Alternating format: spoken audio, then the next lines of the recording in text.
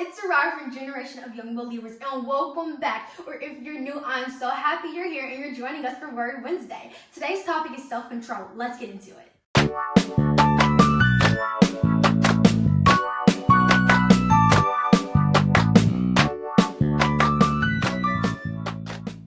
Family, friends, peers, even teachers are always telling us to have self-control. But did we ever think, what does self-control even mean? Let me tell you the definition. The ability to control oneself, in particular one's emotions and desires, or the expression of them in one's behavior, especially in difficult situations.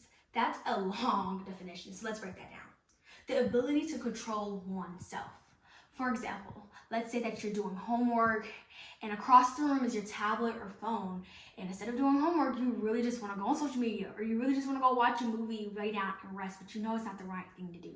That you're going to have the ability and you're going to control yourself from doing that. Or maybe your emotions or desires. Maybe you are really upset, but you need to calm down, you need to have self-control and not take it out on other people. You're gonna have the ability to control yourself, control your desires, control your emotions. That's what self-control means. Guys, you are not alone. It is not only hard for you to have self-control, but it's hard for me too. It's a thing that we all need to work on together. But God doesn't call you to work on self-control or work on the other fruits of the Spirit by yourself. He wants to help you. He wants to help you through your everyday life, navigate school problems, navigate home on life problems. He wants to help you navigate all of this. So let's not try to do this alone. He wants to do it with us. He wants to fight the good fight with us.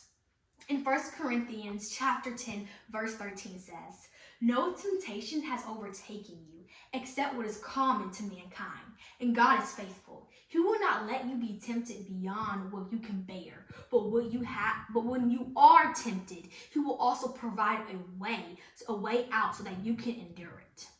So, guys, as you can hear, you probably think that, no, when I am in difficult situations, there's no way out, there's no light. That's not true, you guys. God is always going to provide a way out for you. So when you're in a next situation that you need to have self-control and fight the good fight, look for a way out. So I have an example. So you're in darkness, you are making a mistake, or you're about to make a mistake, and you need to have self-control. And all you see is this. All you see is what the devil is trying to lure you into. You don't see nothing but this.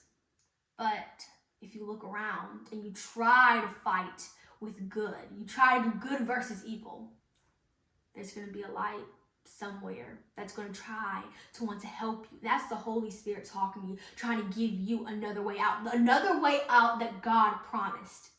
So don't just look at this and go with it. Look for the way out, because there will always be. It is time for a Bible story.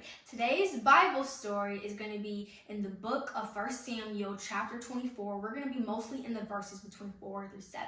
And we are going to be talking about King Saul and David today. So as I always do, just want to catch you guys up a little bit. Let me give you guys a little backstory, and then we can get to where we're mostly going to be today.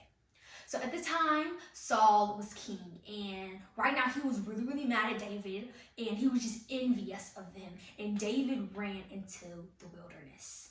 King Saul brought with him 3,000 men to go hunt for David because he wanted to kill David. Talk about a lot of people. And during the hunt, all of a sudden, King Saul had to go use the bathroom. So he went into a cave, the same cave David was hiding in, and he was in there. And David had the chance to kill Saul, and all of his men were like, you need to kill King Saul. He is the one who's trying to kill you. But no, David didn't do that. 1 Samuel chapter 24 verse 6 says, he said to his men, "The Lord forbid that I should do such a thing to my master, the Lord's anointed, or lay my hand on him, for he's anointed of the Lord." With these words, David sharply rebuked his men and did not allow them to attack Saul. And Saul left the cave and went on his way. Right before Saul left, David got his sword and he cut off a little piece of King Saul's cape, you could say. A lot of things that amazes me from this story is that when I read Bible stories, you don't only get one lesson from them. You can get several lessons. First, he has self-control. This man was trying to kill him, and everybody around him, all of his peers, was trying to convince him to do the thing the Lord said not to do. Peer pressure, right? And we can sometimes fall into that sin because all of our friends, all of our peers are trying to tell us to do something that we know we're not supposed to do. And peer pressure can get hard at times, but God can help us when we need help, when we can ask him. So first, he has self-control even through the hard times. Because it's easy, right, guys, to have self-control. Like, your mom's like, okay, I'm going to go find the keys so we can go to the store. Well, you didn't really want to go to the store anyway, so you're okay just waiting.